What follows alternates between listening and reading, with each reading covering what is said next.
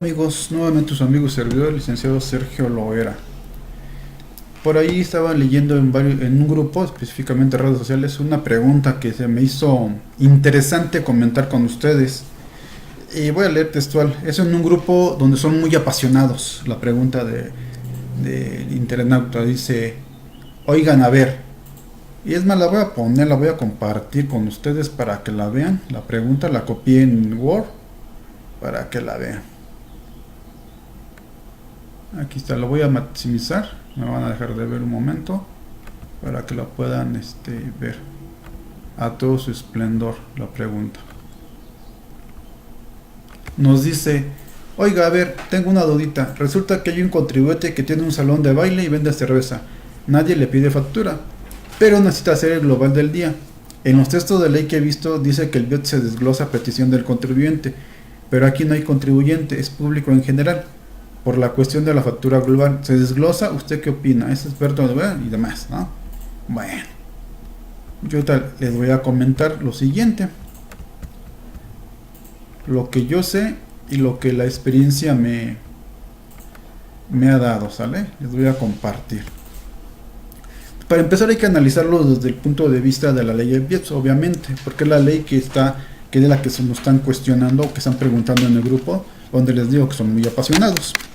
Bueno, en este caso voy a compartir esto de la ley, porque vamos a ir analizando rapidísimo, va a ser rápido, no me voy a adentrar mucho, solamente la parte que quiero que veamos. Otra vez, nuevamente me van a dejar de ver para compartir esto. Aquí va. Ahí vamos, quiero que lo vayamos viendo, ¿sale? Y ahorita les comento, dejen más checo algo rapidísimo antes de empezar. Ok, entonces decía, tenemos que ir viendo. Aquí, en la ley de BIEPS, en el artículo primero, nos señala: están obligados al pago del impuesto establecido en esta ley quienes, las personas físicas o las personas morales que realicen los actos o actividades siguientes. Fracción primera, que es la que nos interesa: la enajenación en territorio nacional o en su caso, la importación de los bienes señalados en esta ley. Punto. Para los efectos de la presente ley se considera importación la introducción al país de bienes. ¿Sale? Entonces, hay un principio en derecho que dice: donde la ley no distingue, tú no distingues. Es decir, si la ley dice que las personas físicas o morales están obligadas al pago del impuesto por la enajenación, aquí no vamos a entrar en discusión si son fabricantes, si son productores, si son importadores, son comercializadores. Si nos quedara duda, tendremos que acudir al Código Fiscal de la Federación, donde se establece en el artículo 14 lo que se considera enajenación, y vamos a entrar como enajenación todo. Es obvio que un un productor está produciendo, en el caso específico de la cerveza, pues para enajenar, para vender. El comerciante también, a pesar de que es un intermediario, vamos a decirlo así. Entonces yo creo que es clarísimo el artículo 1. El que vende cervezas está realizando una enajenación por un acto que se ha señalado en esta ley. Ahí vamos a empezar, es sujeto el que vende cerveza, ¿sale? De entrada.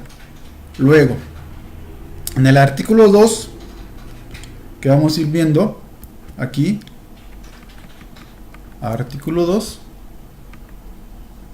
aquí agrando, quito esto para que se agrande la visión, a ver si ya se ve mejor. En el artículo 2, vamos a ver que nos señala, dice, voy bajando para que lo veamos. Artículo 2. Al valor de los actos o actividades que a continuación se señala, se aplicarán las tasas y cuotas siguientes. Vamos a la parte que nos interesa. Fracción primera: en la enajenación o en su caso la importación de los siguientes bienes. Inciso A: bebidas con contenido alcohólico y cerveza. No me voy a meter más. Entonces, artículo 1: que realicen enajenaciones que sean establecidas en esta ley. En esta ley, en el artículo 2 es donde se establece, en la fracción primera, inciso A, el alcohol y la cerveza. Por lo tanto, las personas físicas y morales que enajenen en territorio nacional la cerveza son sujetos del BIEPS. para empezar, ¿vale? Bueno, ahora vamos en el artículo 8. Que el artículo 8 habla de los exentos, sería equivalente en el artículo, si no me equivoco, 9 de la ley del IVA, donde señala las enajenaciones exentas. ¿Vale? Estoy bajando para ir al artículo 8. Esto es, como les digo, es apasionante esta ley del IEPS, a pesar de que no es de las más analizadas y más discutidas y debatidas en los medios de las redes sociales, y en muchas universidades se toca muy superficial. Cuando se hace el análisis de impuestos indirectos, se enfocan mucho más al IVA, porque la mayoría de la gente maneja IVA y no maneja IEPS. En el artículo 8 nos señala: no se pagará el impuesto establecido en esta ley, fracción primera, en las enajenaciones siguientes. ¿Por qué puse aquí dos cosas? El inciso C, no es el tema que nos toca de la cerveza, pero sí es más importante para entender el inciso D del artículo 8, fracción primera de la ley del IEPS. Me voy a leer el inciso C. Dice: las personas que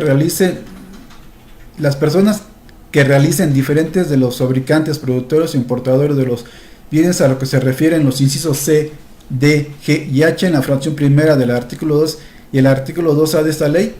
En estos casos, las personas distintas de los fabricantes, productores o importadores no se consideran contribuyentes de este impuesto por dichas enajenaciones. Y vamos a ver a qué se refieren esos incisos. Aquí los tengo. Mire: tabaco C, tabacos labrados; D, combustibles automotrices; G, de bebidas saborizadas; H, combustibles. ¿Por qué me detengo aquí si yo lo que estamos analizando es cervezas?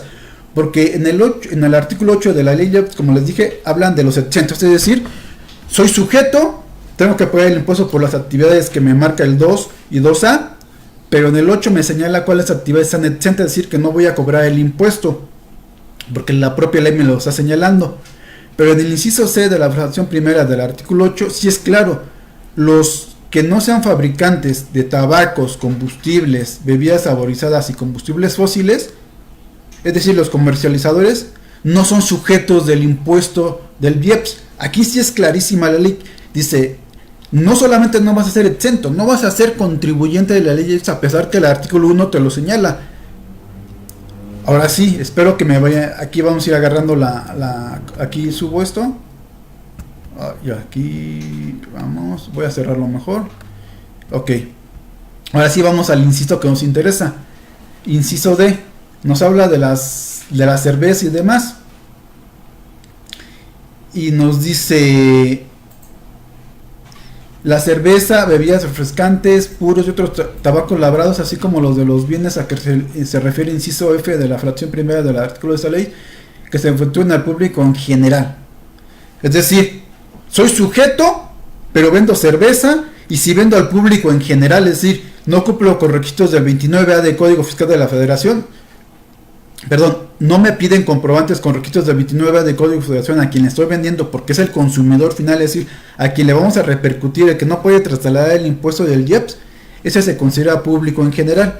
Por lo tanto, yo soy un sujeto, el que vende cerveza, pero que estoy exento del pago del impuesto siempre y cuando yo venda ¿a quién?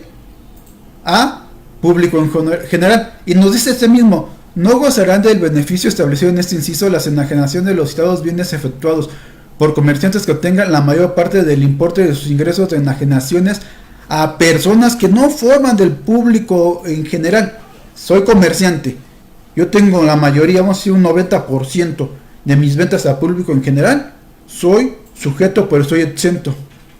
Y si nos quedara dudas, nos señala: no se consideran enajenaciones efectuadas con el público en general cuando por las mismas se expidan comprobantes que cumplan con requisitos a que se refiere el 29A del Código Fiscal de la Federación. Es decir, que me pida el traslado, el desglose del IEPS y otros requisitos que nos señala el 29A. Por lo tanto, en el caso de la pregunta que nos están señalando, que es un salón de baile que vende cerveza, que no les piden este desglose, que es decir, que venden a público en general, es sujeto, es exento. Si nos queda duda, vamos al artículo 19, donde nos está estableciendo las obligaciones de las personas que son contribuyentes. Y nos señala el artículo 19: los contribuyentes a que refiere esa ley tienen, además de las obligaciones señaladas en otros artículos de la misma, y las demás disposiciones que eran las siguientes. Aquí está. La fracción segunda es la que nos interesa, que es expedir comprobantes. Y nos dice, expedir comprobantes sin el traslado en forma expresa y por separado del impuesto en establecido en esta ley, salvo tratándose de enajenación de los bienes a que refieren los incisos A, D, F, G y J de la fracción primera del artículo de esta ley, siempre que el adquiriente sea a su vez contribuyente de este impuesto por dichos bienes y así lo solicite. Es decir, si de entrada ya soy exento de este impuesto, pues no tengo impuesto que trasladar, a pesar que no lo pidiera el contribuyente, es decir, otro que fuera sujeto de este impuesto y fuera contribuyente. Ahora, el segundo párrafo de la fracción segunda del artículo 19 nos señala, que aquí lo subrayé en amarillo, los comerciantes que en el ejercicio inmediato anterior a aquel que corresponda hubieran efectuado el 90 del importe de sus enajenaciones con el público en general, en el comprobante fiscal que expida no trasladan expresamente y por separado el impuesto establecido en esta ley, salvo que el adquiriente sea contribuyente de ese impuesto por el bien o servicio que se trate y solicite la expedición del comprobante. Aquí hay dos supuestos, que sea público en general. Ya vemos que es público en general, no tengo que hacer ese traslado, ese desglose que nos señalan. Segundo, que si nos piden el traslado, se lo tendría que hacer, pero como yo soy exento, no le estoy cobrando un impuesto y por lo tanto tampoco le trasladaría el IEPS en el comprobante. Por lo que yo, en resumidas cuentas, en el artículo primero nos señala quiénes son sujetos. En el artículo 2 nos señala cuáles son las actividades de esos sujetos. En el artículo 8 nos señala quiénes están exentos del cobro de ese impuesto. En el inciso D, que es el que nos interesa del artículo 8, mencioné el artículo C del artículo 8, para que ahí sí expresamente dice que los comercializadores no son sujetos de ese inciso. Y el artículo 19, fracción segunda, segundo párrafo, donde nos señala por qué no voy a trasladar y en qué supuesto sí trasladaría. En este caso ya les dije, no, porque soy exento. Es una cápsula muy breve, me causó que adentrarme a comentarlo con ustedes. Se despide su amigo servidor Sergio Loera. Les comento, próximamente el viernes próximo voy a tener la charla a las 11 de la mañana hora centro. Les invito a que me acompañen. Vamos a seguir analizando artículo por artículo la ley del IEPS. Van a ser bienvenidas todos los comentarios, preguntas, dudas que tengan. Aquí todos aprendemos de todos somos estudiantes, aprendemos de todos. Gracias, me despido nuevamente de ustedes, que tengan un buen inicio de semana. Gracias, abrazos, hasta luego.